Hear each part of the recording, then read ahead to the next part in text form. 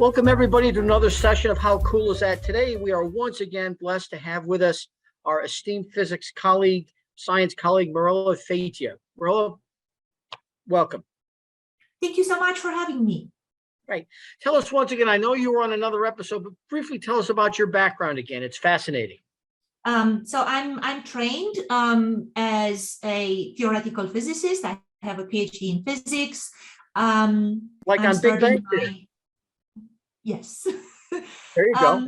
Starting my 11th year of teaching at Germanna. My 27th year of teaching in general. I started as a graduate student at the University of Cape Town in South Africa. Prior to coming to Germanna, I was on tenure track and then tenure at University of Richmond in Virginia. So you started teaching when you were 12, correct? Probably before kindergarten. There you go. Okay, it was good. All right, so it was good. So very young. Well, you were, as part of the science group, you had several unique challenges that have been presented to you in addition to the pandemic over the past couple of years, one of which was the change in entrance requirements and development courses that students had to take. Tell us briefly what happened. So because of some of the complications of that, we eliminated some of those, correct? Absolutely. So now the enrollment, instead of testing students to see where their level of knowledge is, it's in English and mathematics. We changed the rules a little bit in the past few years. We are using different methods. The enrollment prerequisites are based on multiple measures, and students directly enroll in certain math classes.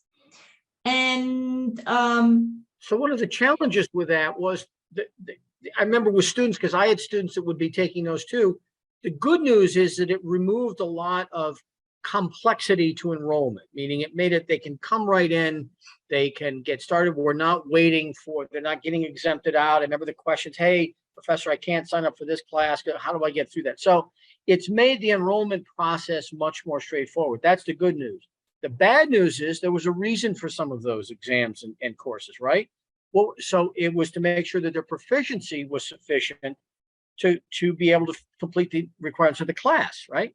Absolutely. And it wasn't only that. For example, I found at the beginning of the semester, previous semester, I found many students struggling with math, not only because of a different approach in allowing them to enroll in the class.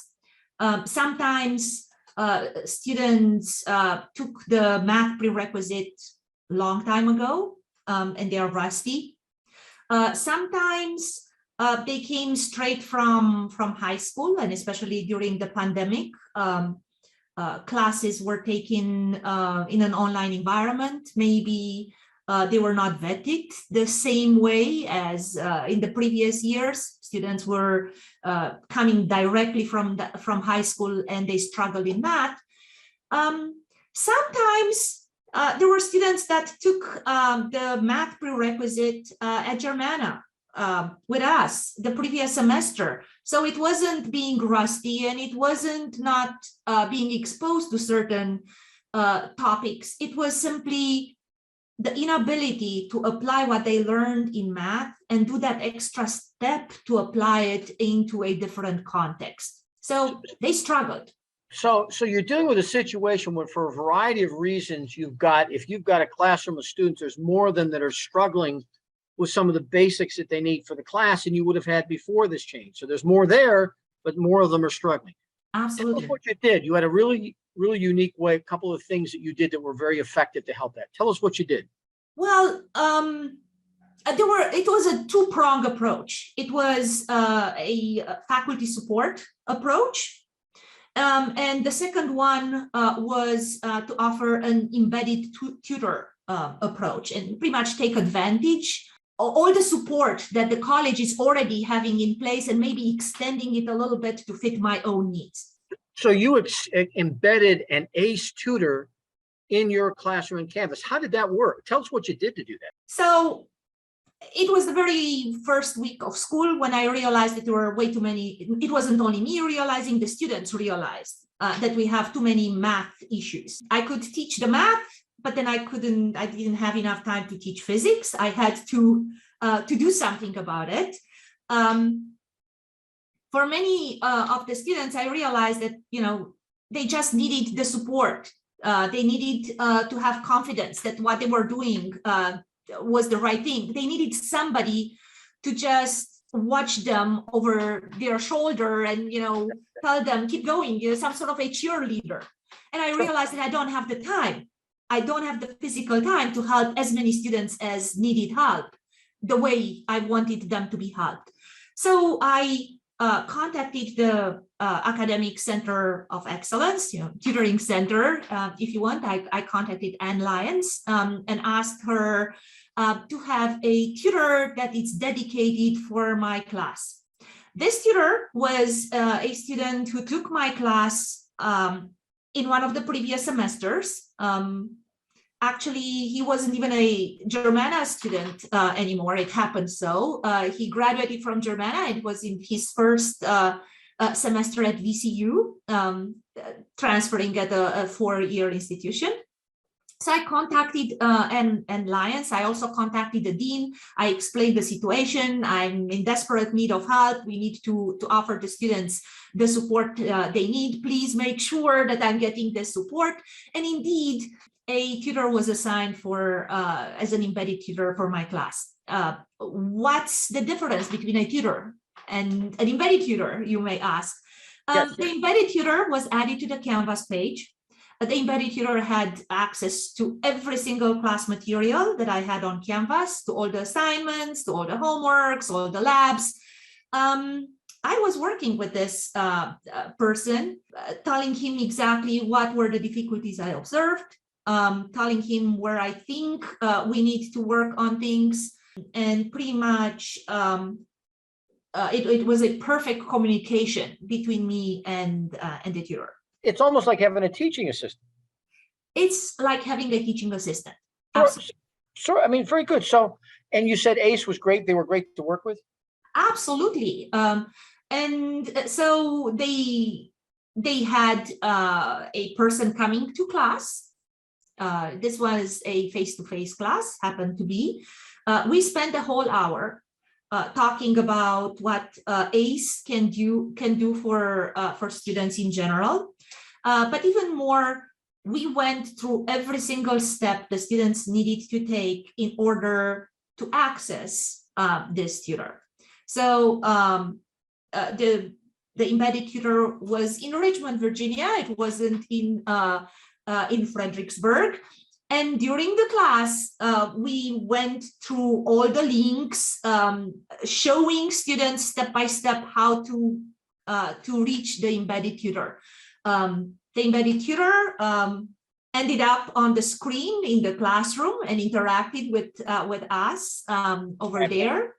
So it wasn't a question of, I don't really know how to get hold of this person. So you embedded the tutor. It sounds like it worked really well, and that helped. You also talked about faculty support. Tell us about what you did to increase that.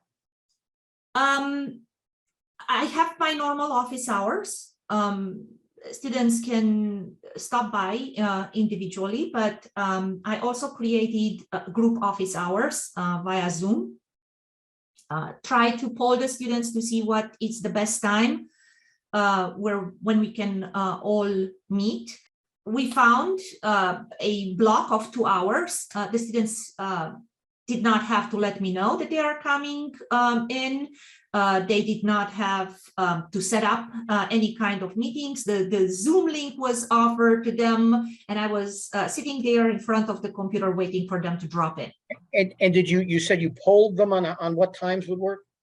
I polled them on what time works for them. Unfortunately, as always, their schedules are all over the place. My schedule is all over the place because I'm teaching so many classes. So finding a time that works for everybody, it's impossible. So we chose a time that worked for most of the people in the class, but it was obvious that it's not going to work for many, for everybody in the class. But then for the students that were able to come to those sessions, most of the times, if a student has a question, it's a high probability there are a couple of other students that are going to be benefiting from hearing the answer to that question. So the part that I did it differently was that those group office hours were recorded. And as soon as the session ended, I made that recording available to the students on Canvas. There was no set schedule for those meetings, so students would just drop in with whatever questions they may have, sometimes homework, sometimes about preparation for the exam, sometimes a quiz question, sometimes a lab. Those would be recorded, and students that were unable to participate, or even those that were able to participate, but they would like to go back to the discussion we had, were able to access that recording at a later stage. So you had the open sessions, but then you had them recorded, so somebody missed them. Interesting. How did it work? I mean, it sounds like, how do you feel about how this is working? You're a couple years into it now. How's it working? Oh, it's working very well, especially when it comes to all those recordings. Very often, so I created a discussion board, called it Ask the Instructor discussion board. Every single time when a student has a question and I'm answering it, I'm putting either a recording or maybe a text of the question I'm answering there. Also, all these Zoom sessions were in the Ask the Instructor discussion board. So students, before they are sending me an email, asking me, well, I don't know how to tackle step 7 in the lab, they're checking the Ask the Instructor discussion board first, because very often the question has already been answered, or if it wasn't answered, then they are going to email me. So it's saving me a lot of time, and it's saving students a lot of time, because sometimes the questions they have already been answered. So it's between doing embedding an ACE tutor and doing open office hours, you've been able to make great strides. That's fabulous. Mirela, last thing, what have you learned from this? What would you do to do it again, or for those of us thinking of trying something like this? What would you recommend? What should we do differently? Take advantage of the existing services. Very often our students are not using them, especially those that are freshmen. Sometimes first generation students are afraid to use the services. I try to bribe them to use those services. I gave students extra credit if they were dragging a new student to the academic center for excellence, or I gave them extra credit if they were sitting next to a student for the very first time when they were contacting the tutors virtually. So wait a minute. So you gave them extra credit for referring somebody else to ACE? Not only referring them, dragging them there, or sitting next to them, until they got hold of a tutor. And it worked because, Well, of course it did. Because once they are in, once you're breaking the ice, many of them are just afraid to contact the tutoring center. Once they go in and they see how simple it is, and they see what kind of a support they get, they're going to do it again and again and again. Brilliant. So it was rewarding somebody to drag somebody else. Instead of being me, the ones dragging them to the tutoring center, it was a peer doing that. What a great idea that is. Never thought of that. Of course, that would work well. Well, Mirela, as always, this has been extraordinarily helpful. I've given me several good ideas, and I'm sure you have to everyone else as well. Thank you so much for joining us today, and to our listeners. We'll see you next time. And how cool is that?